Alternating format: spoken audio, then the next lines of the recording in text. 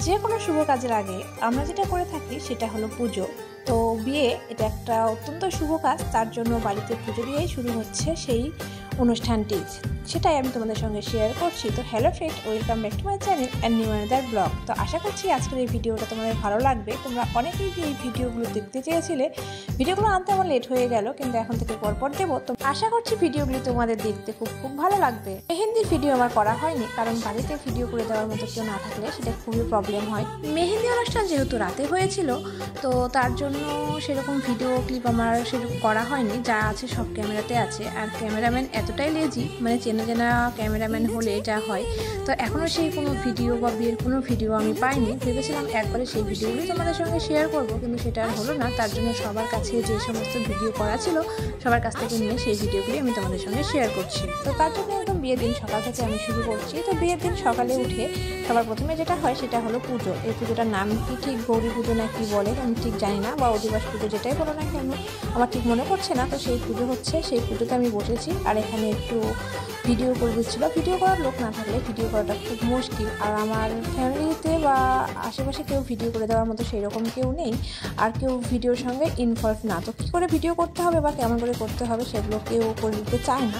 তো তবুও আমি একটা বোনকে জোর করেছিলাম এবং সে আমাকে কিছু ক্লিপ করে দিয়েছে, তাও ঠিকঠাকভাবে না। তো যেভাবে করে দিয়েছে সেভাবে আমি তোমাদের সঙ্গে শেয়ার করছি। আশা করছি ভিডিওটি তোমাদের দেখতে ভালো লাগবে।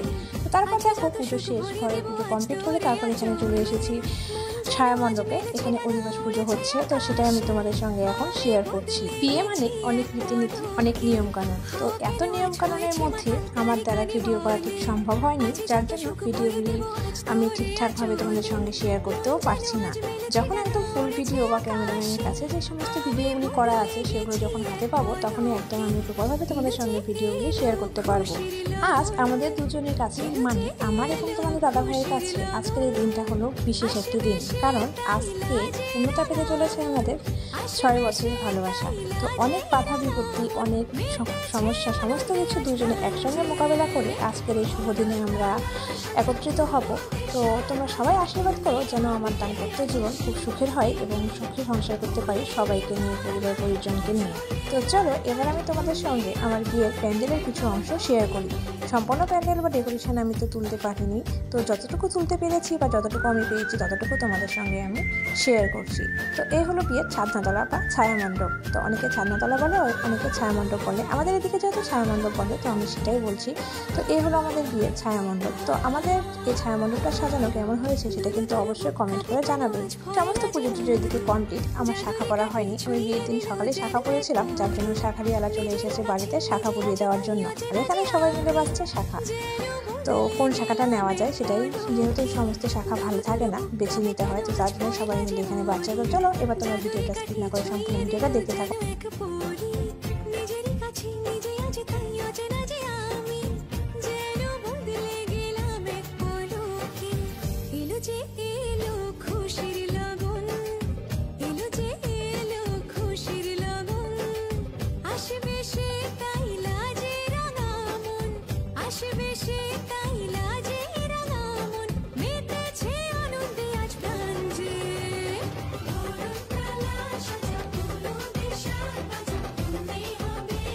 জীবনে চলার পথে অনেক দায়িত্বের মধ্যে আবার নতুন একটা দায়িত্ব যুক্ত হলো, সেটা হলো এই শাখা সিঁদুরকে আগলে রাখা। তো ফাইনালি দেখো আমার শাখা পড়া কমপ্লিট। শাখা পরে আমাকে কেমন লাগছে সেটা কিন্তু অবশ্যই কমেন্ট করে জানাবে। আর তোমরা যারা আমার ভিডিওটা দেখছো বড়রা, তোমাদের আশীর্বাদ আমার এখন একান্ত প্রয়োজন। সবাই আমাকে প্রাণ ভরে আশীর্বাদ করবে যাতে আমার দাম্পত্য জীবন সুখের হয়। আর এদিকে দেখো রান্নাবাড়ির কাজ শুরু হয়ে গিয়েছে। রাতের অনুষ্ঠানের জন্য রান্নাবাড়ি সকাল থেকেই শুরু হয়েছে, কারণ একটু ব্যাপার বিশেষ রান্নাবান্না, তো বুঝতেই পারছো অনেকটা টাইম লেগে যায়। তার জন্য সকাল থেকেই এদিকে শুরু হয়ে গিয়েছে। সকাল থেকে বিয়ের এত নিয়ম কারণ পালন করতে কখন কি হচ্ছে আমি ঠিক বুঝতেই পারছি না। তো এখন হবে এখানে হলুদ কোটা। তো চলো এই পার্টে আমি শুধু সকালের পার্টটাই রাখলাম।